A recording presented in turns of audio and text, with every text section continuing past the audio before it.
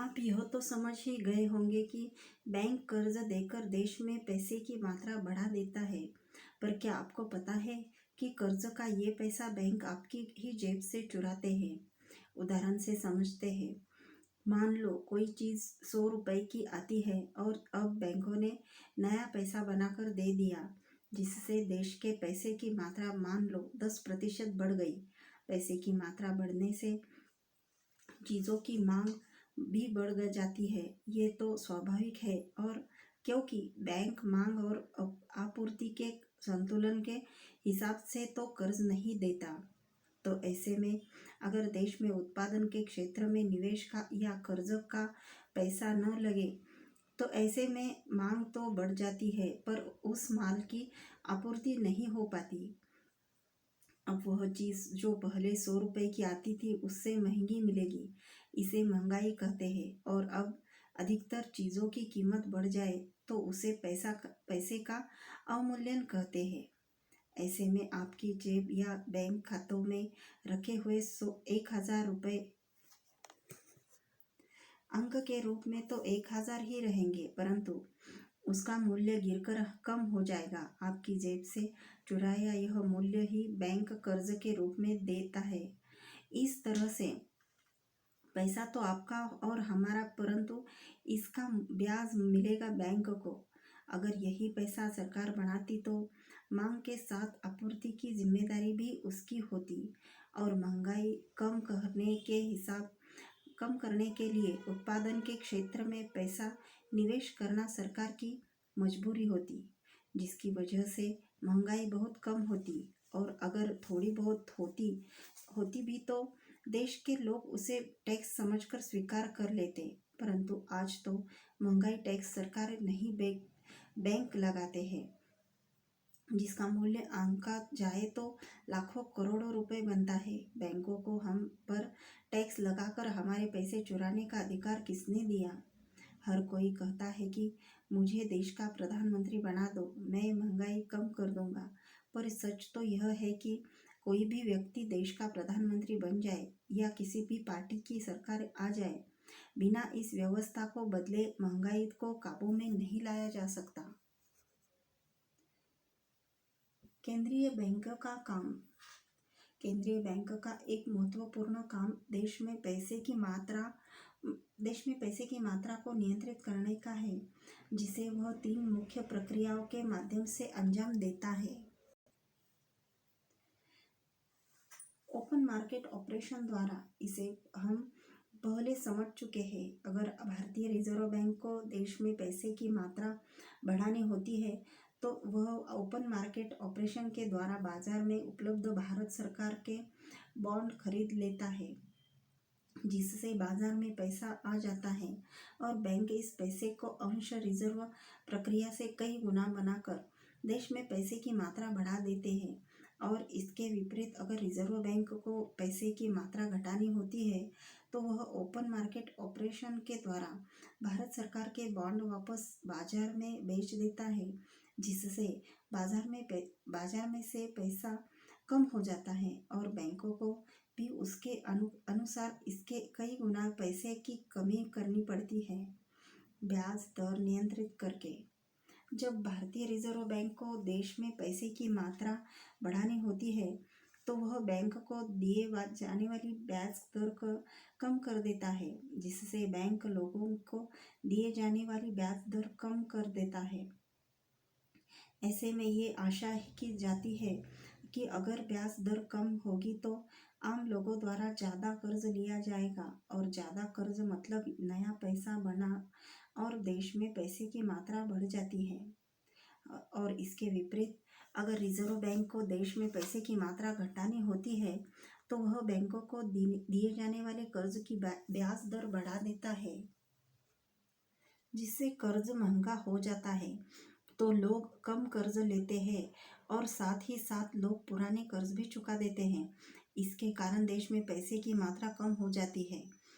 Reserve ratio नियंत्रित करके जब भारतीय रिजर्व बैंक को देश में पैसे की मात्रा बढ़ानी होती है तो वह रिजर्व रेशो कम कर देता है, जिससे बैंक उतने ही रिजर्व के पैसे में पहले के मुकाबले ज़्यादा कर्ज दे सकते हैं, जिससे पैसे की मात्रा बढ़ जाती है। और इसके विपरीत अगर रिजर्व बैंक को देश में पैसे की मात्रा घटानी होती है तो वह रिजर्व रेशो बढ़ा देता है, जिससे बैंक उतने ही रिजर्व के पैसे में पहले पहले के मुकाबले कम कर्ज दे पाते हैं।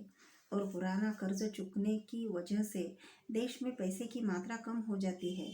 वैसे तो रिजर्व रेशो से पैसे की मात्रा पर ज़्यादा असर नहीं होता, क्योंकि जब जब तक पैसे बैंक को कर्ज लेने वाले लोग मिलते रहेंगे, वह अपने हिसाब से कर्ज देकर पैसे की मात्रा बढ़ाती रहेगी। परंतु इससे थोड़ा बहुत तो असर होता ही है, क्योंकि अब बैंक को रिजर्व के रूप में ज़्यादा पैसे रखने होंगे। इस प्रकार देश में पैसे की मात्रा बढ़ने से महंगाई का दौर आता है, जिसे हम पहले समझ चुके हैं। इस दौर में बैंक लोगों पर लगाए ब्याज के अलावा अपना खुद का पैसा बनाकर स्टॉक मार्केट इत्यादि में निवेश करके खूब पैसा कमाते हैं। इसे इन्वेस्टमेंट बैंकिंग कहते हैं। जब पैसे की मात्रा बढ़ जाती है तो महंगाई कम करने का टॉनिक देकर ऊपर बताई गई प्रक्रियाओं के माध्यम से देश में पैसे की मात्रा कम कर दी जाती है। पैसा कम होने से मंदी का दौर आता है। मंदी लाने से पहले ये लोग अपना सारा पैसा स्टॉक मार्केट से निकाल लेते हैं, जिससे एकाएक स्टॉक मार्केट क्रैश हो जाता है। और इस दौर में बैंक लोगों का माल कौड़ियों के भाव खरीद कर लूटते हैं, जिसे पुस्तक में आगे समझाया गया है। भारतीय रिजर्व बैंक भारत सरकार द्वारा नहीं बल्कि बैंक ऑफ इंटरनेशनल सेटलमेंट द्वारा नियंत्रित है, जिसे अगली पुस्तक भारत में डॉलर राज में समझाया जाएगा। मंदी क्या है? जब बैंक पैसे की कमी कर देते हैं तो बाजार में वस्तुओं और सेवाओं की मांग घट जाती है। वस्तुएं भी होती है और लोगों को उनकी ज़रूरत भी होती है, पर पैसे न होने से लोग उन्हें खरीद नहीं पाते। बिक्री न होने से हर किसी का काम धंधा ठप पड़ जाता है। इससे लाखों लोगों की नौकरी चली जाती है। पढ़े लिखे होने पर भी युवाओं को रोजगार नहीं मिलता। इसमें वे या तो अपने आप को या भगवान को दोषी ठहराने लगते हैं। करोड़ों मजदूरों को भी काम नहीं मिलता, क्योंकि धंधे में मंदी की वजह से काम देने वालों के पास भी पैसा कम हो जाता है। पैसों के अभाव में देश में खाना होते हुए भी रोटी तक नसीब नहीं होती। करोड़ों लोग रोज भूखे सोते हैं और इससे होने वाले कुपोषण से और बीमारियों से हर रोज हजारों बच्चे मर जाते हैं। खाने की मांग में कमी होने से किसान की फसलों और फलों और सब्जियों का कोई मूल्य नहीं रह जाता। एक तरह से पूरी व्यवस्था का चक्का जाम हो जाता है। मजबूरी में किसान अपनी जमीन और उद्योगपति अपना उद्योग सस्ते में बेचने को 50,000 की आशा रखने वाला पढ़ा लिखा युवा 5,000 में मजदूर सस्ते से सस्ते मेहनताने पर काम करने को और ओडिशा के कोलाहंडी में एक माँ 20 रुपए में अपने छोटे से बच्चे को बेचने पर मजबूर होती है। कुल मिलाकर हर कोई बर्बाद हो जाता है। इसलिए कहा जाता है कि महंगाई से ज़्यादा मंदी मारती है। Robert H Hemphill, Federal Reserve Bank के प्रबंधक। हम वाणिज्यिक बैंकों पर पूरी तरह से निर्भर हैं। हम में से किसी न किसी को हर हाल में नकद या क्रेडिट में डॉलर उधार लेने पड़ते हैं। अगर बैंक पर्याप्त मात्रा में पैसे बनाते हैं तो हम समृद्ध हो जाते हैं, यदि नहीं तो हम भूखे मरते हैं। जॉर्ज टाउन के इतिहास के प्रोफेसर कैरोल क्विंगली, जिनको फेडरल रिजर्व और उसके आसपास की गिरोहों के खुफिया दस्तावेजों का अध्ययन करने का मौका मिला था, उन्होंने अपनी पुस्तक ट्रेजेडी एंड होप में इनका खुलासा करते हुए लिखा है कि पैसे से इनका रिश्ता बहुत ही रोचक है। बैंकर्स ने सोने को कागज के वचन पत्र के रूप में कर्ज पर दिया। उनको महंगाई पसंद नहीं थी, क्योंकि उनके दिए गए पैसे की कीमत वापस मिलते समय हमको कम हो जाए करती है।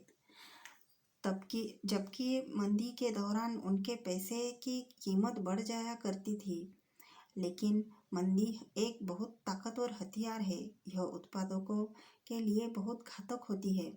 इसलिए बैंकर्स कभी भी अपनी मनमर्जी से मंदी नहीं ला सकते।